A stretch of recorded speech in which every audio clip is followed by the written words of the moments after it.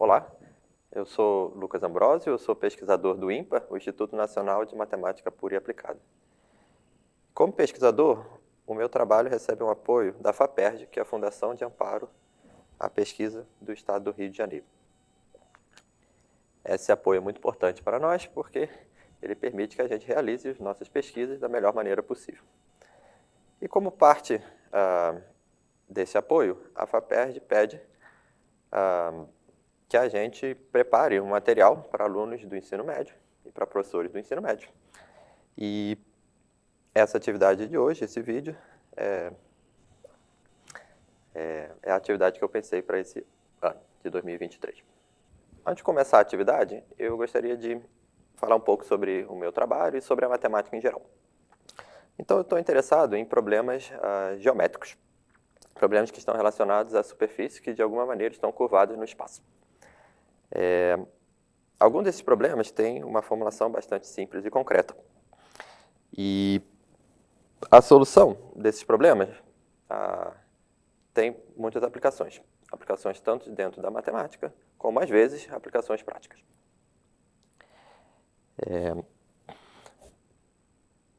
Mas uma coisa que eu acho bastante interessante sobre a matemática é que, com ela, em algum sentido, a gente consegue resolver vários problemas ao mesmo tempo.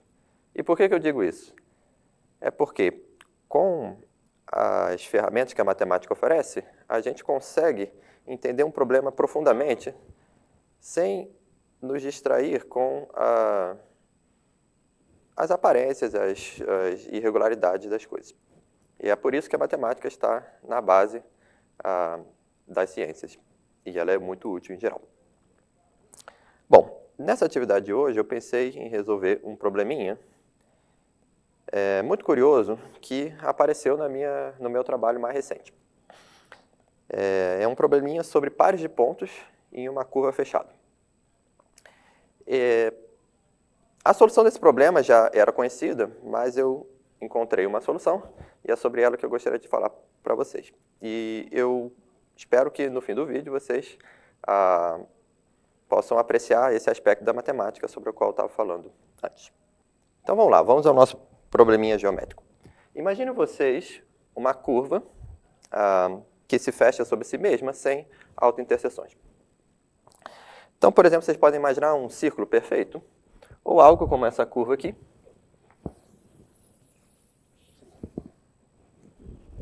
que se fecha sobre si mesmo. Então, vocês podem imaginar, por exemplo, que um barbante que você fecha dando um nó.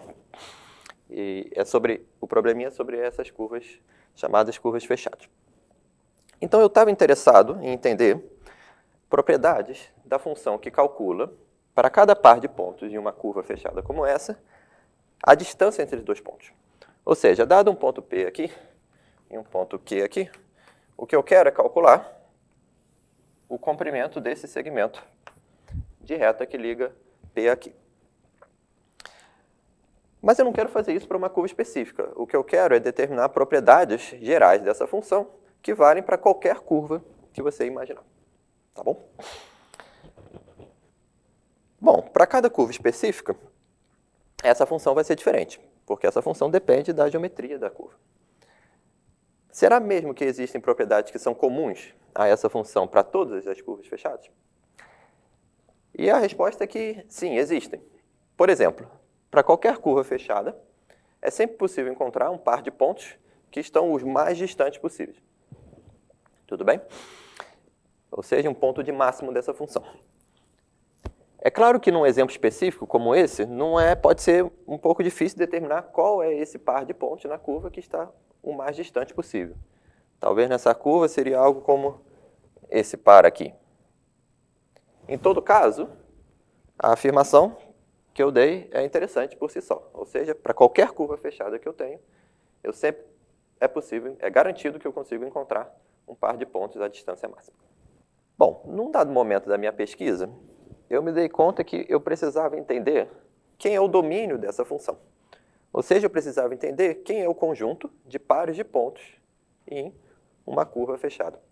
Pensando um pouco mais no problema, e no fato de que qualquer curva fechada é basicamente uma deformação de um círculo, eu cheguei à conclusão que a essência do problema estava na seguinte pergunta.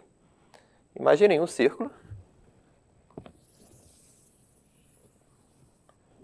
Quem é o conjunto de pontos, de pares de pontos no círculo?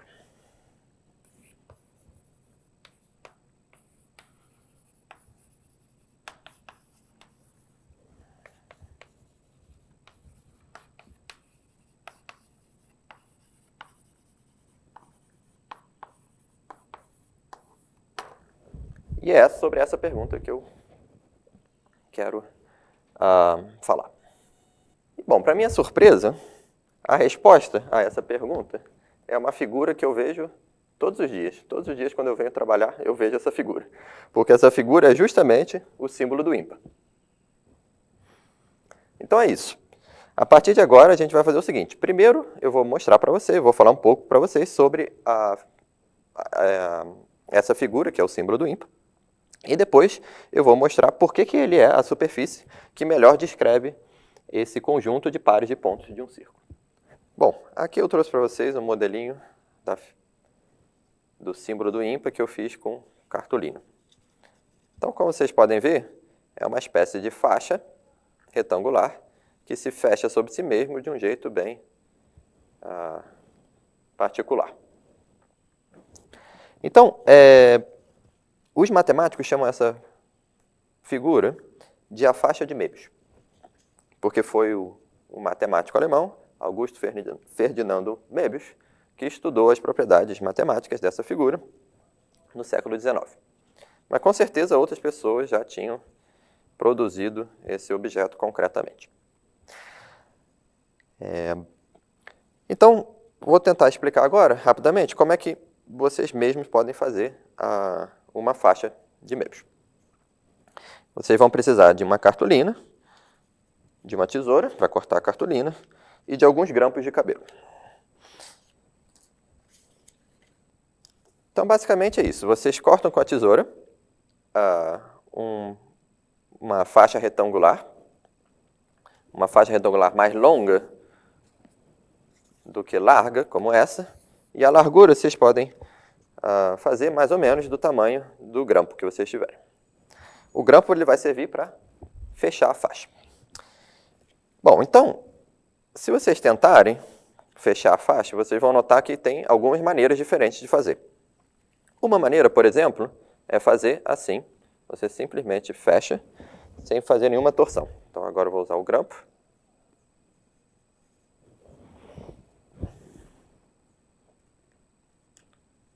E pronto.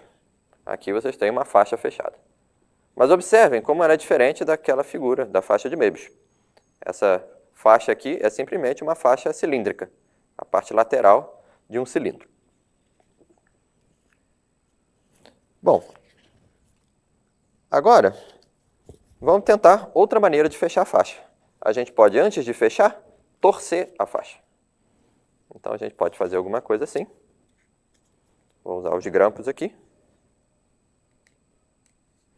para prender.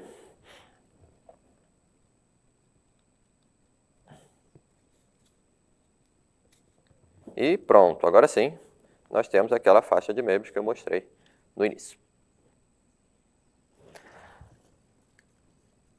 Muito bem, eu disse para vocês que essas são duas maneiras diferentes. E vocês podem ver visualmente que a faixa cilíndrica é bastante diferente da faixa de Möbius. Mas como é que a gente pode argumentar e ter certeza que essas duas faixas são diferentes? Uma maneira de fazer isso é tentar pintar a faixa antes de fechá-la. Então aqui eu pintei um lado de verde, o outro lado de roxo. Então vamos ver o que acontece quando eu fecho no formato de um cilindro e depois o que acontece quando eu fecho no formato da faixa de Möbius. Se eu fecho no formato do cilindro sem torcer, então, vou usar os grampos aqui. Muito bem, pronto. Aqui está a faixa cilíndrica. E aí o que vocês podem observar de interessante é que as cores não se tocam. Tudo bem? Então a gente tem um lado de fora que ficou todo verde e tem um lado de dentro que ficou todo roxo. Agora eu vou abrir aqui a faixa cilíndrica, vou torcer e fechá-la como a faixa de Möbius. E aí a gente vai notar uma diferença importante. Então, fechando aqui com os grampos. Pronto. Então aqui está a nossa faixa de Möbius, pintada, mas observe a diferença. Aqui, ó, as cores se encontram. Ou seja, tem uma transição aqui entre a cor verde e a cor roxa. Se eu continuo virando, veja que acontece outra transição aqui. E isso é uma diferença importante com relação ao cilindro. Quer dizer, no cilindro, a gente conseguia, com as cores, delimitar exatamente dois lados da faixa cilíndrica. O lado de fora e o lado de dentro. Já na faixa de Möbius, a gente não consegue fazer isso. Outra maneira de ver isso, se a gente pegar a faixa de Möbius branca,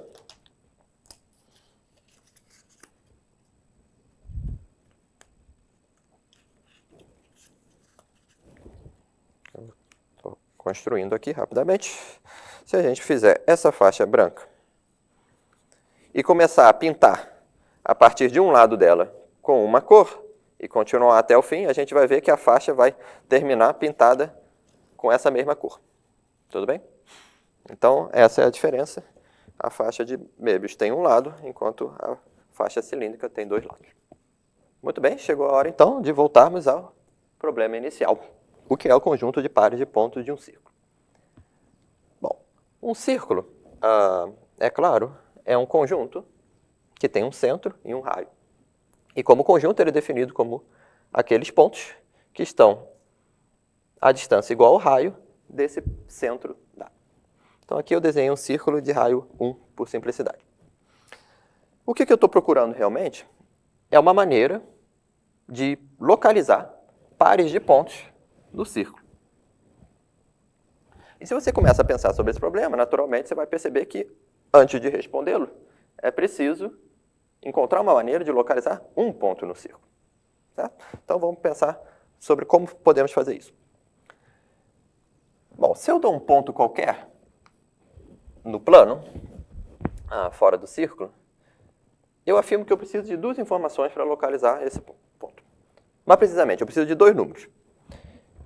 Isso porque, por exemplo, se eu digo para vocês qual é o comprimento desse segmento aqui, que liga o ponto até a origem, D,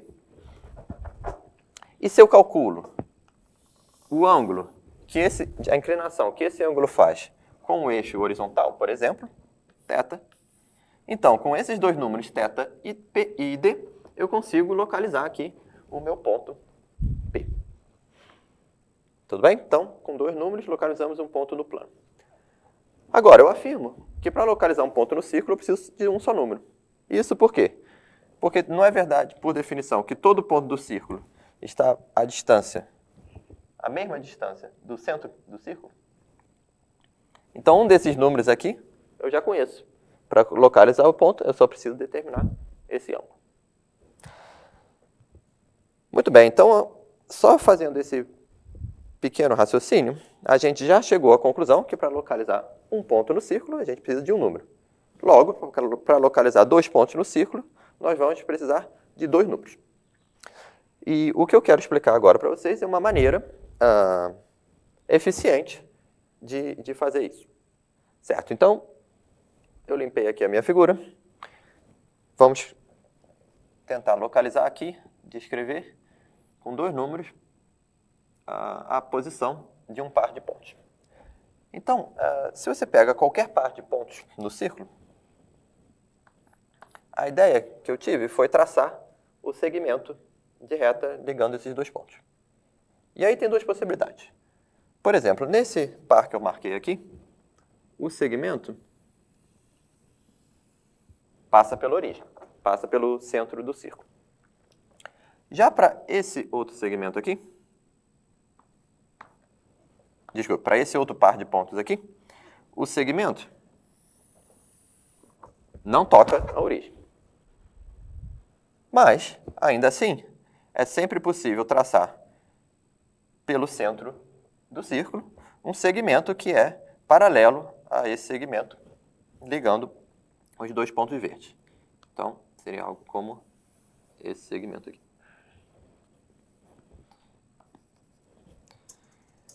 Então, a ideia que eu tive foi a de tentar localizar os pares de pontos no círculo, primeiro localizando esse segmento aqui que passa pelo centro do círculo, e depois localizando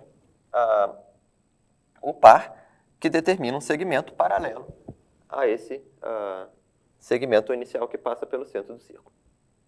Então, muito bem. Então, eu vou agora descrever essa maneira que eu disse que é eficiente para localizar um par de pontos no círculo. Então, aqui eu desenhei uma faixa, tudo bem? O comprimento horizontal dela é igual a π, que é metade do comprimento do círculo de raio 1. E a altura dela é 2, ou seja, ela vai de menos 1 a 1, e aqui já vai ficar claro por que eu estou considerando esse sinal aqui. Muito bem, então a ideia é que eu vou associar a cada ponto dessa faixa, por exemplo, esse aqui, um par de pontos no círculo. E qual é a regra? Bom, primeiro eu vou determinar aqui a decomposição do A na parte horizontal dele, na coordenada horizontal dele e na coordenada vertical. E aí eu vou medir esse comprimento aqui. Bom, medido esse comprimento lá no círculo, a partir desse ponto aqui horizontal, com relação à origem, eu vou andar aquela mesma quantidade. Tudo bem? Então, andando ao longo do círculo, eu vou caminhar exatamente essa quantidade. Então, eu vou chegar no ponto que é esse aqui. Algo assim. Tudo bem? E aí eu vou traçar o segmento, ou a semi-reta, melhor dizendo, que começa nesse ponto e contém a origem. Muito bem, então essa é a primeira etapa, agora a segunda etapa. Bom, agora eu vou medir essa altura aqui, que localiza o ponto A. Medida essa altura, eu vou andar na direção ortogonal a esse segmento, exatamente a mesma altura. Tudo bem? Então, andei essa altura. E agora o que eu vou fazer? Eu vou traçar a reta paralela a esse diâmetro aqui inicial, passando por esse ponto.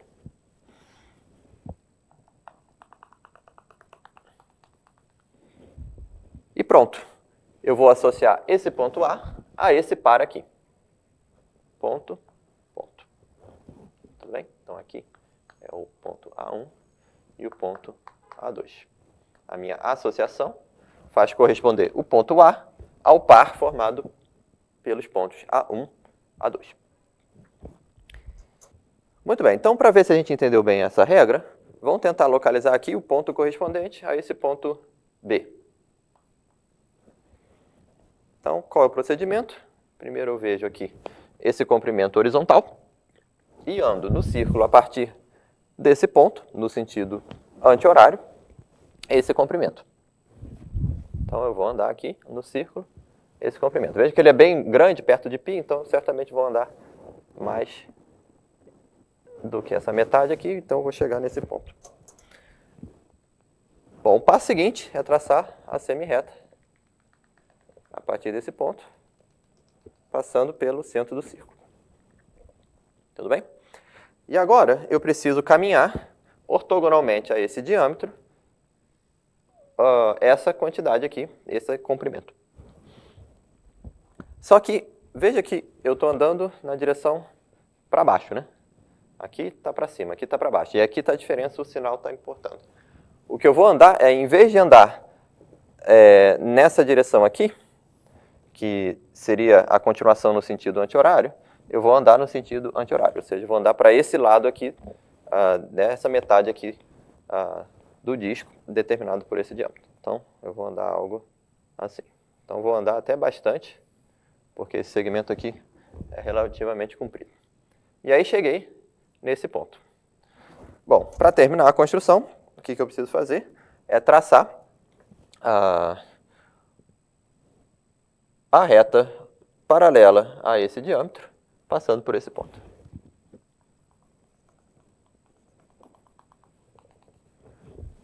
Os pontos de interseção com o círculo formam o par B1, B2, que é o par correspondente ao ponto B.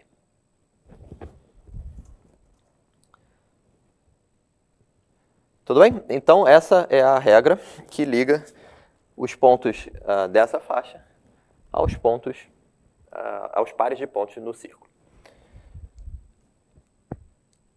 Ok, então eu descrevi a regra que faz corresponder a cada ponto dessa faixa um par de pontos no círculo.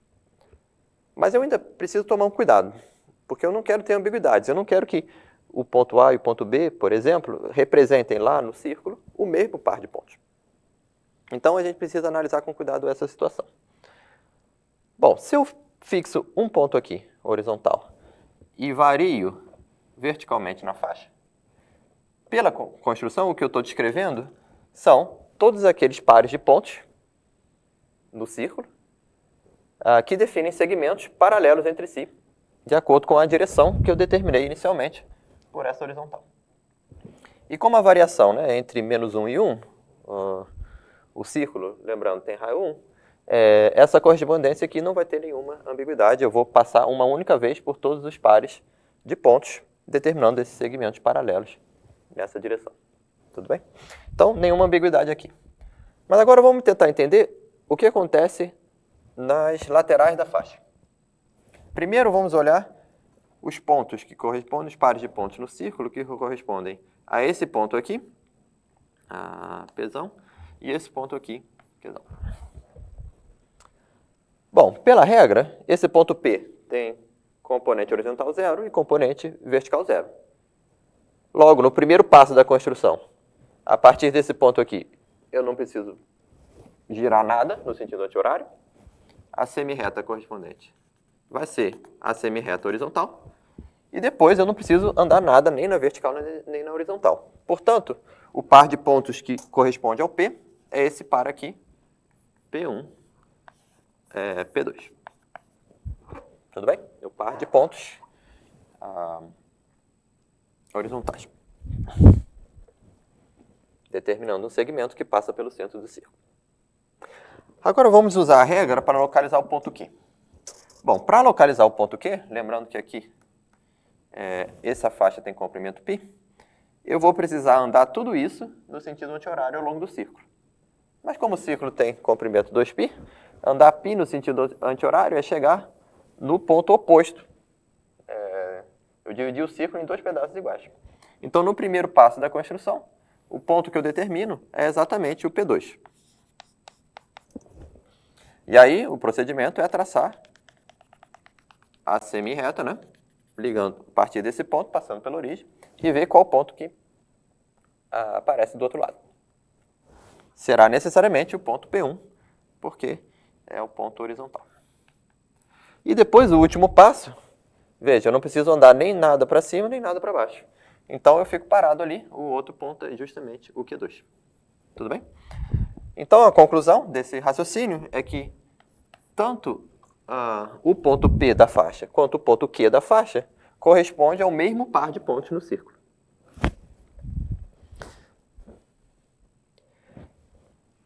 E isso já indica, né, que a gente, para evitar a ambiguidade, precisa fazer aqui uma identificação.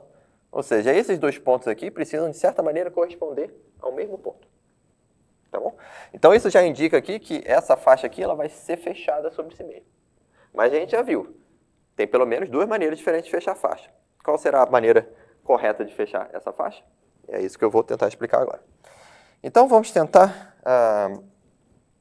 ver o que acontece quando a gente passa aqui verticalmente a partir do ponto P. Né? Quais são os pontos, os pares de pontos no círculo que correspondem aos pontos que estão nessa lateral aqui dessa faixa? Então, pela construção, são pares de pontos que determinam segmentos paralelos ao segmento horizontal. Não é isso? Então, aqui, por exemplo, se eu vou para cima, eu vou subir Então, os pontos que estão correspondendo aqui, a esse pedaço de cima da faixa, são os pares de pontos horizontais, que estão acima do eixo horizontal.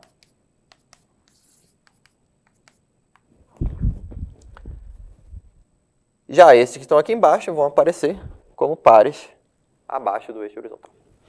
Agora vamos fazer a mesma coisa subindo aqui por cima verticalmente a partir do ponto Q. Bom, pela regra, eu preciso andar de acordo... Bom, primeiro eu preciso localizar o ponto, né? Se eu pego um ponto aqui, qual é a localização dele? Bom, primeiro eu rodo até chegar a esse ponto aqui, porque esse comprimento horizontal aqui é π. E depois eu deveria continuando a andar no sentido anti-horário, que é o sentido positivo, a partir desse ponto aqui.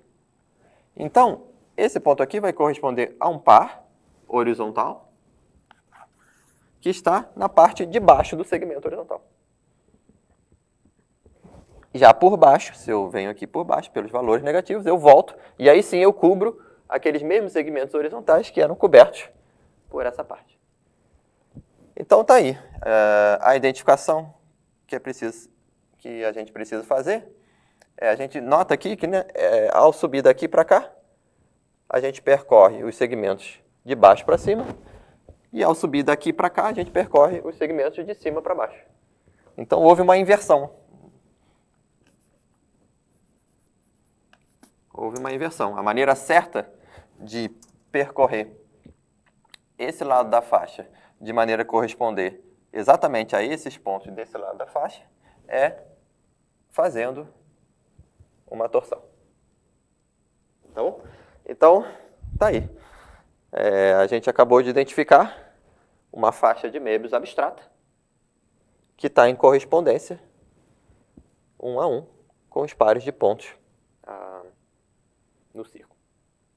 Muito bem, então foi assim que a gente resolveu esse probleminha. Depois de trabalhar vários conceitos geométricos, a gente conseguiu identificar uma faixa de Möbius abstrata, que é a melhor figura para descrever esse conjunto de pares de pontos do círculo. E assim eu quero terminar essa atividade. Espero que vocês tenham gostado.